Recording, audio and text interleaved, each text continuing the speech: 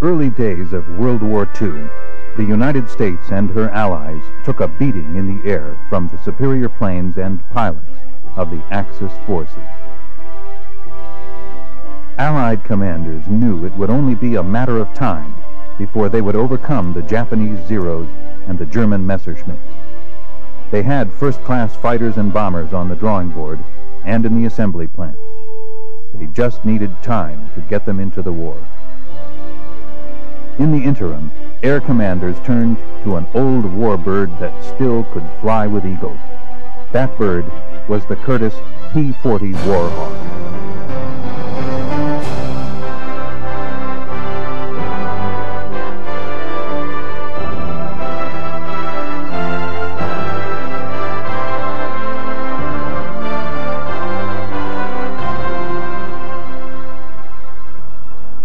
To many, the P-40 was like Rodney Dangerfield. It just didn't get any respect. But those who flew her knew that there was much more to her than meets the eye. In the early months of World War II, the P-40 kept the Allies in the war and the Axis off the backs of the ground troops. In aviation history, the P-40 has had an opportunity to set the record straight. The P-40 is a much maligned and unfortunately denigrated airplane.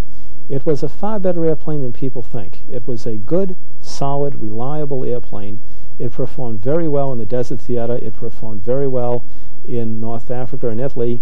It performed very well in the Southwest Pacific area and in China. And I think that had it been the only airplane that we would have available to us in the early days of the war, even through, say, the 1943 time period, it would have been acceptable in the European theater, although we would not have considered it as, say, equivalent to a Spitfire or equivalent to the latest generation of fighter aircraft development.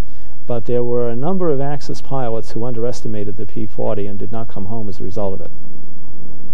The P-40 had a 37-foot wingspan, with a total length of just over 33 feet. Its height was 10 feet 7 inches. It was powered by one Allison V1710 engine. It had a maximum speed of 343 miles per hour.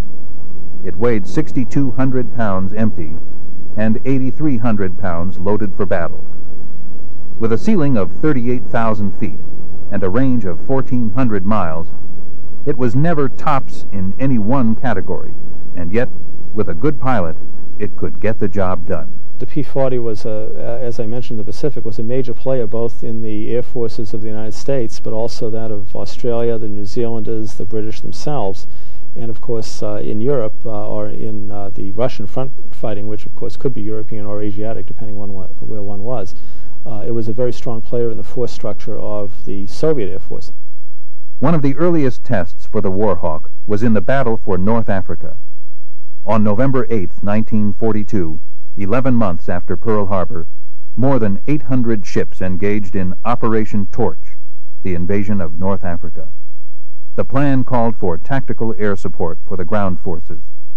Some of the air units were ferried from England to the Mediterranean by carrier. 70 P-40 Warhawks sat on top of a U.S. carrier. 25 more on a British carrier. The Allies liked this warbird and knew that the Curtiss P-40 could carry a 500-pound bomb as easily as a belly gas tank. It was both a fighter and a bomber. Inspired by General Jimmy Doolittle's raid on Tokyo, these land-trained fighter pilots were risking carrier takeoffs to get to Morocco because their planes were urgently needed. At 2- and 3-minute intervals, the pilots raced down the short deck and grabbed for air. The Allies cleared the decks and buzzed the carriers for luck. Then, the entire group headed for the already battle-scarred landing fields of French Morocco. General Dwight D. Eisenhower was in command. This was before he became Supreme Allied Commander in Europe. Allied forces had rolled over the opposition and moved halfway across North Africa, only to grind to a halt because of the weather and the lack of supplies. The Allies were almost within sight of the Germans' big supply ports from Tunisia.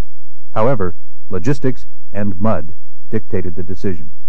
On General Eisenhower's order, positions were consolidated, and the attack was postponed indefinitely. The mountains, the roads, even the air seemed to ooze with 6 weeks of steady rain. No motor transportation. Only a few meager supplies got through. For once, like the foot soldier, air support, the umbrella for the Allies' ground forces, was stuck in the mud. The enemy was in much better shape. They had hundreds of planes operating from permanent all-weather fields. Their veteran, battle-trained Luftwaffe was assured of easy victory over the inexperienced American air units. Allied harbors and airfields were primary targets.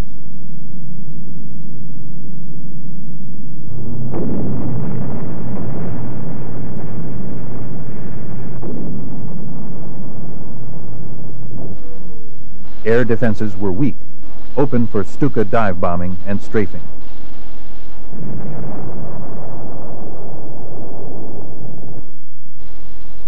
After plastering Allied supply harbors, they attacked airfields. Air units gallantly held on, while even the ground seemed to rise and burn under repeated attacks. The Allies suffered losses, and even as they rescued their wounded, new and faster ways were improvised to carry casualties to safety. The planes which had brought in high-priority supplies took out higher-priority men. They were attended by flight surgeons. With air evacuation, casualties were only hours from hospitals. But wounded men and Warhawks had to be repaired. American ingenuity went to work. Now the spark of new ideas made crude gasoline firebombs. The Allies rebuilt their strength. General Eisenhower had planned strategy with his ground and naval officers. The Allies worked out the best ways of using their combined forces. General Spaatz was named CO of the Northwest African Air Force. Generals Arnold, Royce, and Baratin visited the Allied outfits, the 12th Air Force Fighter Command, run by General Pete Quesada. Those in command were helping the pilots get on even terms with the Luftwaffe. A while back, the Allies nearly ran out of 500-pounders, but now they had plenty. Gasoline, rationed at home, meant life or death in the desert. A battle for supply was being won. The Allies were getting ready. Suddenly, on February 14th, Rommel's Afrika Korps attacked. At Kaserne Pass, Allied lines stiffened. After 8 days of attack, the Axis initiative was exhausted. It was at this point that Rommel quit his African command. For the Germans, this situation worsened. Gasoline shortages reduced air operations. Squeezed into a steadily smaller pocket, they prepared to evacuate planes and key personnel to Sicily. About 20 men could escape in one of their small aircraft. High above them, the Allies watched and waited. Something big was coming. The German escape plan was put in motion. Near Tunis rose a group of more than 30 heavily armored Me-109 fighters. They were to escort a large fleet of low-flying transports. The hop to Sicily was a shuttle run of about 100 miles, less than an hour. 100 strong, the transports stretched in a long line on the deck, headed for their Sicilian sanctuary. They didn't get very far. As soon as the 57th Fighter Group spotted them, Captain Jimmy Curl's squad of 13 P-40s dove on the Germans to split them up. The Allies had been chasing Germans since July 1942, but they never had a chance like this famous afternoon.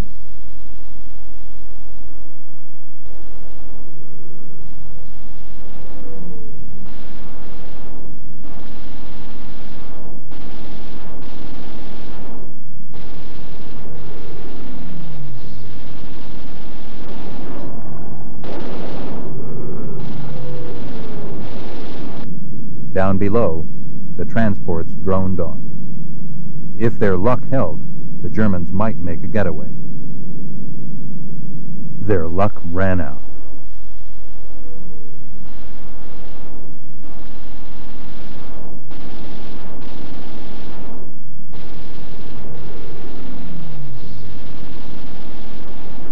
The tail-end Charlies of the long escape line took their chances on getting back to their African airfield.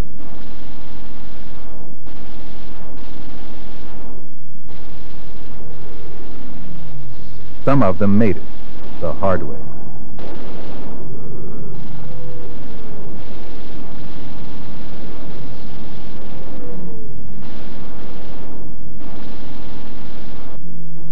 When the attack was over, the Allies had destroyed 58 transports and 18 fighters. From then on, the Allies sat over German airfields and dared the Luftwaffe to come up.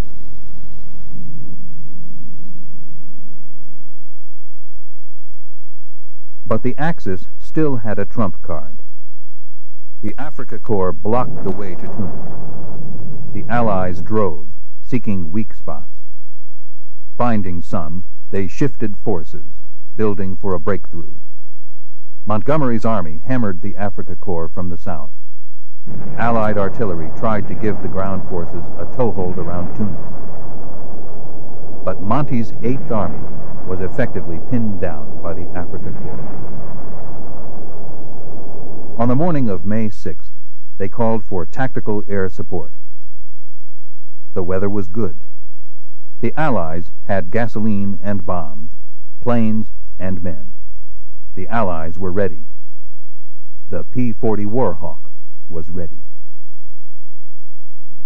The Northwest African Tactical Air Force drew up a schedule for an unprecedented air attack, the heavies in first, to give depth to the artillery barrage. The Allies concentrated on an area 4 miles long by 3.5 miles wide. The Allies had 12th Air Force bomber boys who had started in the muddy fields of Algeria. They were teamed up with 9th Air Force men who had eaten sand all the way from Egypt, 1,500 miles. Before 9 o'clock, the Allies had planned to fly more than 1,000 sorties. Anything that could take off went up in the corridor. The Allied fighter bomber boys, including the 57th Bomber Group, were about to sweep a road to Tunis. The Allies were using the experience gained in Egypt, slashing Rommel at El Alamein. At that time, the Allies were only a few. Now, they were hundreds, all grouped in a powerful package.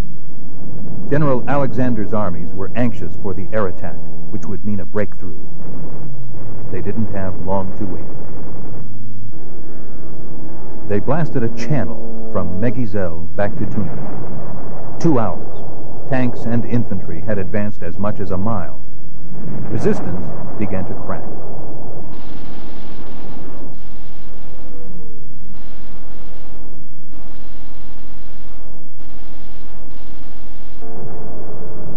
Firebombs, which the Allies had tested in the Sahara, helped in the big show.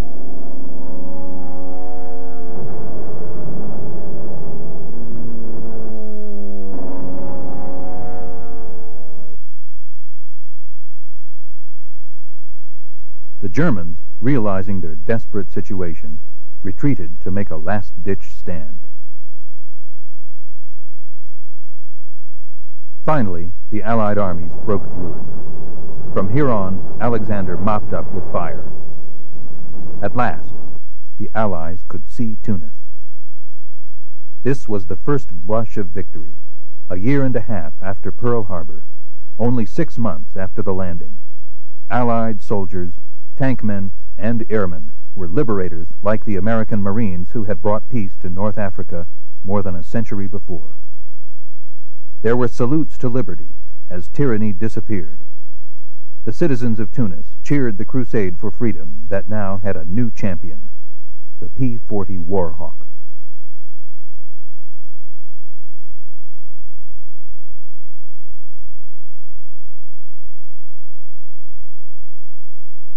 A 250,000 prisoners proved that Nazi invincibility was a myth. In the German defeat, the Allies learned the strength of joint unified command. Allied air power had destroyed enemy planes, guns, and ships, which paved the way for the final destruction of Hitler's once proud and powerful Afrika Korps. After the Tunisian victory, General Eisenhower reviewed the United Allies, who were at last above the mark. The world had seen the first large-scale application of complete air supremacy. The Allies had battle-tested and developed tactical air support for their ground forces. Future battles would show the lessons of the North African air warfare applied on a global scale, with steadily increasing manpower, plane power, and firepower from the United States Air Force. But were it not for the outstanding work of the P-40 and her pilots, this might have been a different story. Another theater of operation that felt the influence of the P-40 was in China, Burma, India. Known as CBI, it was all but ignored for most of the war by the major players in Washington. But for those who fought there, it was a battle of wits to make do with few supplies from home against a large Japanese force that had ruled the land and air for years. Flying into this area meant flying over the hump of Burma into dangerous Chinese territory. The P-40 was all the Allied pilots had to rely on, and they became experts at making the most of this fighter. For this was the land of the rising sun, and President Roosevelt sent a small but dedicated group to sink it back down to size. Beginning as the American Volunteer Group under Claire Chennault, also known as the Flying Tigers, it would eventually become the 14th Air Force.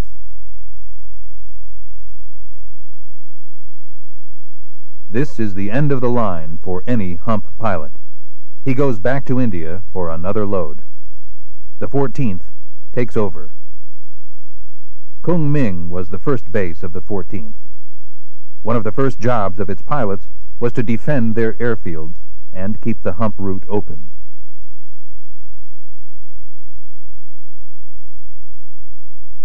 Here are some of the men who did that job.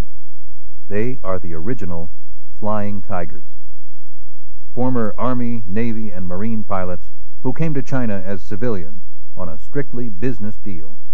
$500 a month salary and a $500 bonus for every Japanese plane destroyed.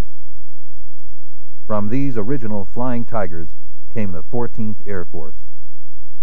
Once official, they got planes, pilots, insignias, a commander, and a great tradition. The planes were battered P-40s with 30 caliber machine guns, museum pieces for the most part, but all they could get here in China.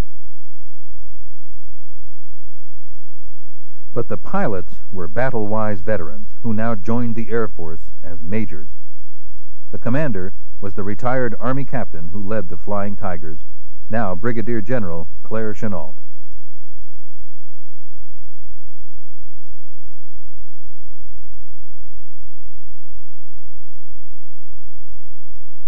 With this motley array of men and planes, they faced a ring of Japanese air bases from Upper Burma to Indochina, prepared to keep the aerial supply line over the hump open. Small wonder the Japanese thought they could blast these Americans out of China. The stakes were high when they tried. If they knocked out the Air Force, they could close the hump. Without the hump, China would be cut off and virtually out of the war.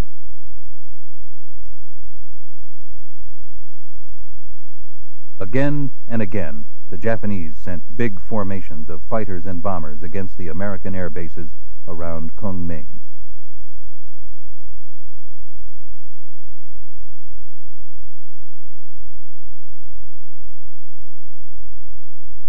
Day after day, the red air raid warning balls went up, and the pilots scrambled for their sharp-nosed fighters.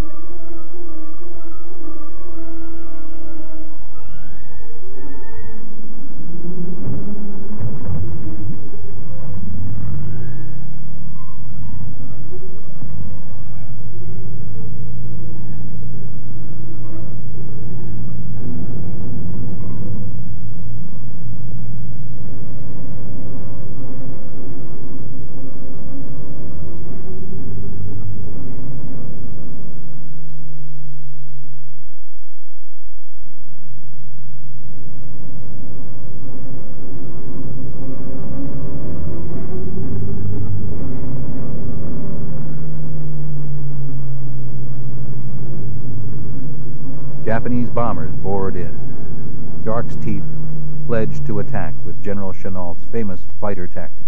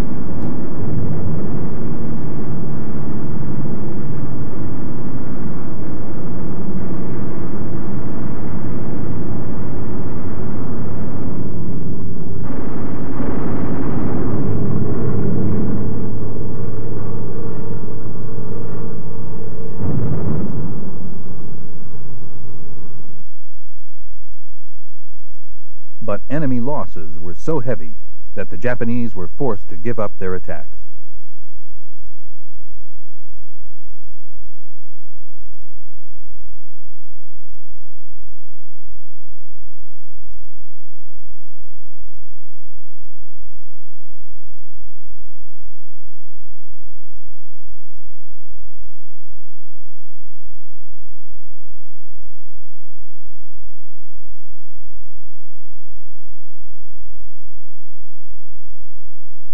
With the hump bases safe, General Chennault planned to move into East China and take the offensive.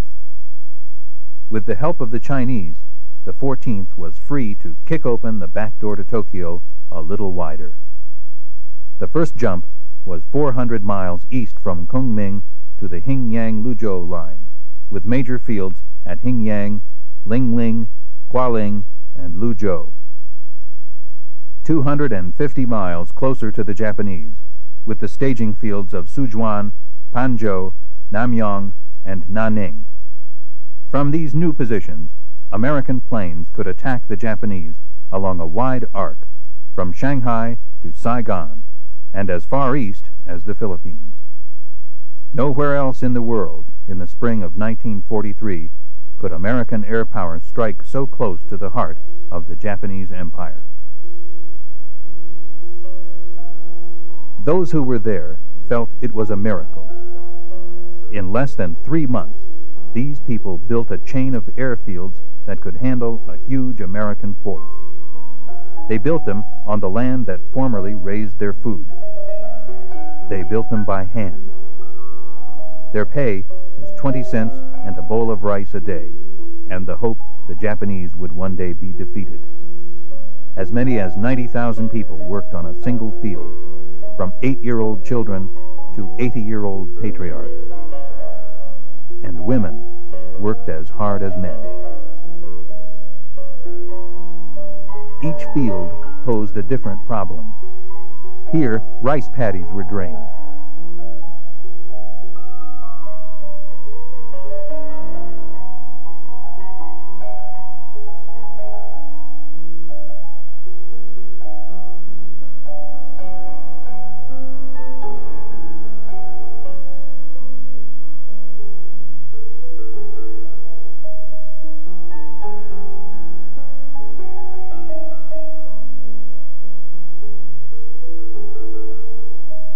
There, a river diverted from its course.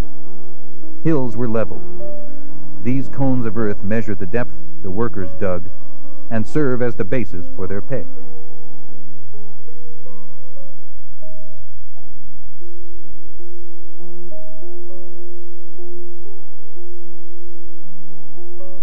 These rocks were carried from a riverbed 2 miles away. The large rocks are laid by hand to form the runway foundation.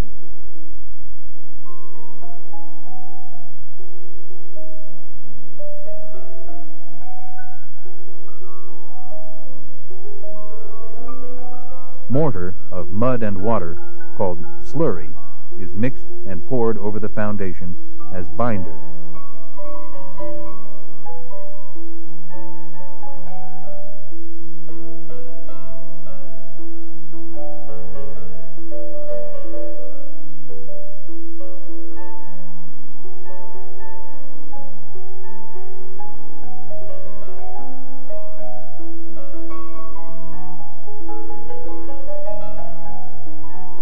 More stones are crushed and spread over the foundation to make the surface.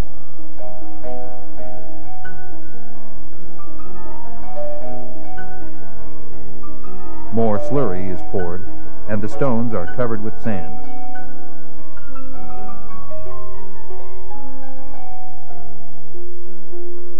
Half-ton rollers pack the stones.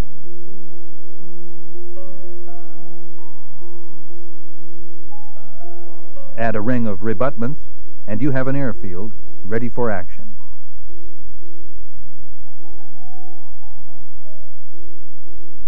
The Chinese air raid warning that kept the P-40s from being caught on the ground was an old system.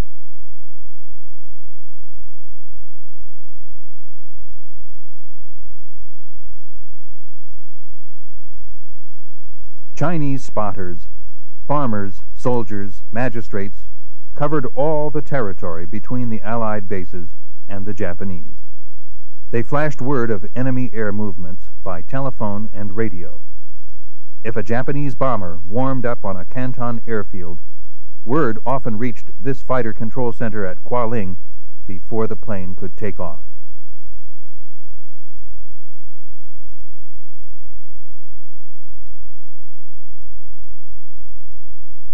The net also guided lost planes to safety. Chinese guerrillas saved many American pilots and crews who had to bail out behind the Japanese lines. No American stood guard, cooked, or carried.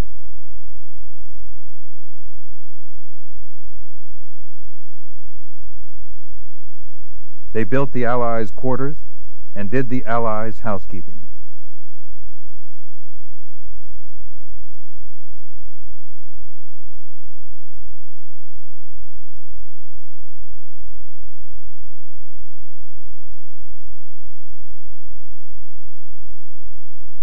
Many Chinese with technical training joined the ground crews and helped keep American planes and equipment working.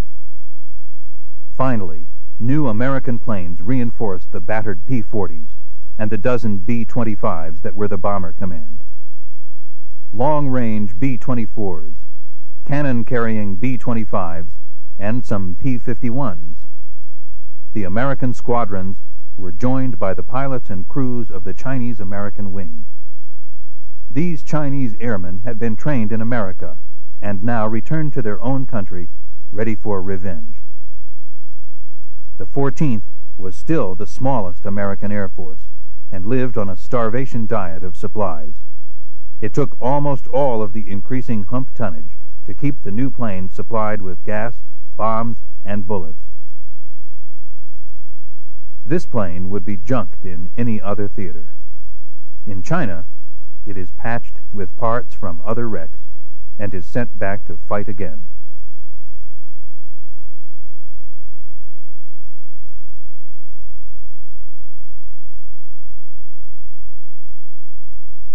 There is firefighting equipment that would have saved the life of this pilot, but it would have displaced a 1,000-pound bomb or 200 gallons of gas in the precious hump tonnage.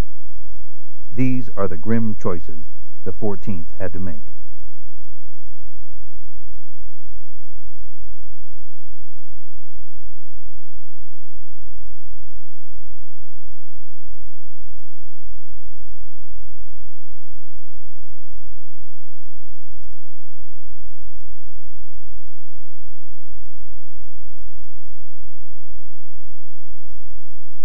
This is the hard way to refuel. Modern gas trucks and pumps couldn't squeeze through the hump bottleneck. Gas for motor fuel is diluted with 75% alcohol made in China. It's hard on the motors, but it saves hump tonnage. All this gas meant scores of dangerous hump trips and took weeks to accumulate. All of it was burned up in a single mission of one heavy bomb crew.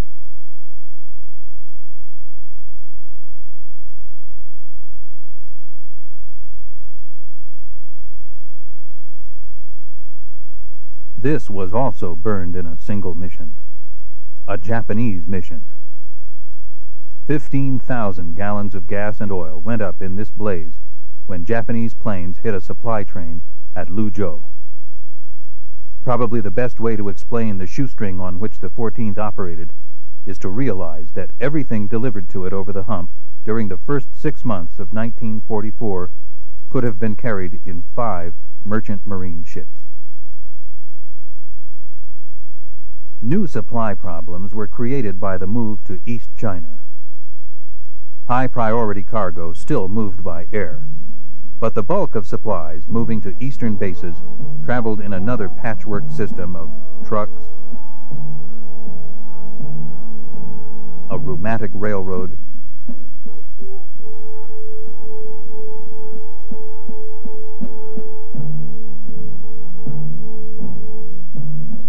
and these streamlined carriers.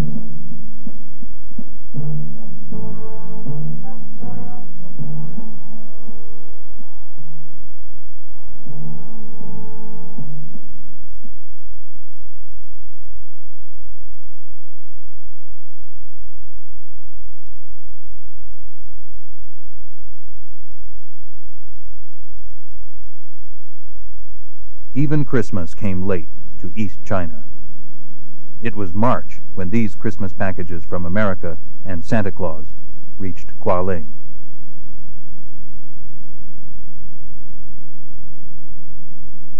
The Flying Tigers and the P-40 had to do the most with the least.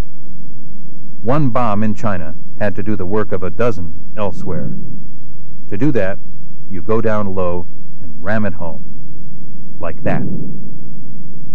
That was practice. By the fall of 1943, the 14th was punching the Japanese from Indochina to Formosa. Shipping was the main target. The new bases brought the Japanese lifeline within easy range. This lifeline was the sea route from Japan through the Formosa Straits, down the South China Sea, the Dutch East Indies, and the Southwest Pacific. Oil, rubber, tin, and other raw materials moved north to Japan. Troops and supplies moved south to the Pacific fighting. As the Navy moved westward across the Pacific, more and more Japanese shipping was squeezed into the China Sea. The 14th's hunting grew better.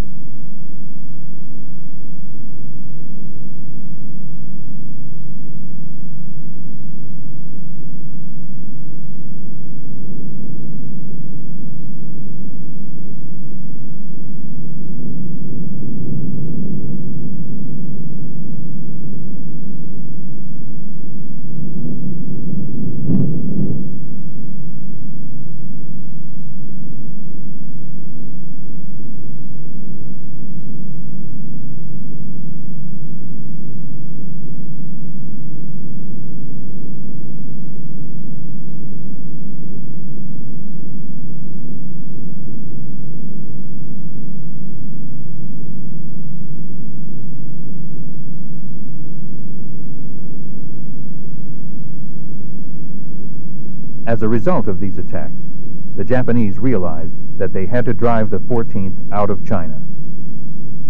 3 times they tried to knock the Americans out of their eastern bases. In the spring of 1943, the Japanese drove south from the upper Yangtze. In the summer, they tried an air blitz. In the fall, they went with another ground offensive around Tungting Lake. Each time, the combination of Chinese troops and American P-40s hurled them back with heavy losses. In the spring of 1944 came the Great East China Offensive. Their objective was to drive the 14th out of China, gain control of the Hangzhou-Canton Railroad, and fortify the China coast against the threat of landings by the Americans pushing westward across the Pacific. The 14th attacked with every weapon in its arsenal. Despite bad weather, fighters strafed troop columns with rockets, gag bombs, and machine guns. Many cavalry columns spearheading the drive were broken up by strafing bombing. All this cost American blood as well as gas, bombs, and sweat.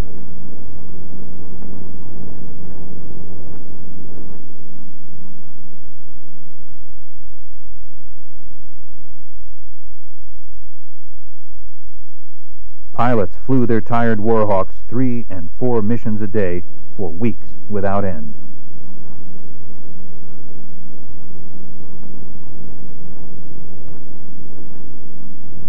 These Japanese prisoners taken at Hanyang were thin and half-starved. They said no rice and little ammunition had reached them for weeks because of air attacks.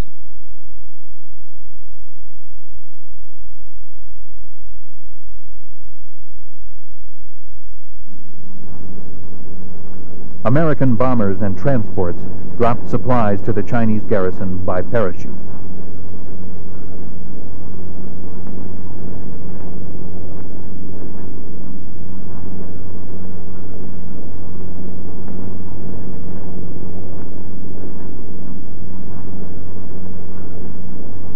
Then the 14th ran out of gas. Some fields had no gas. Some had just enough for one more mission.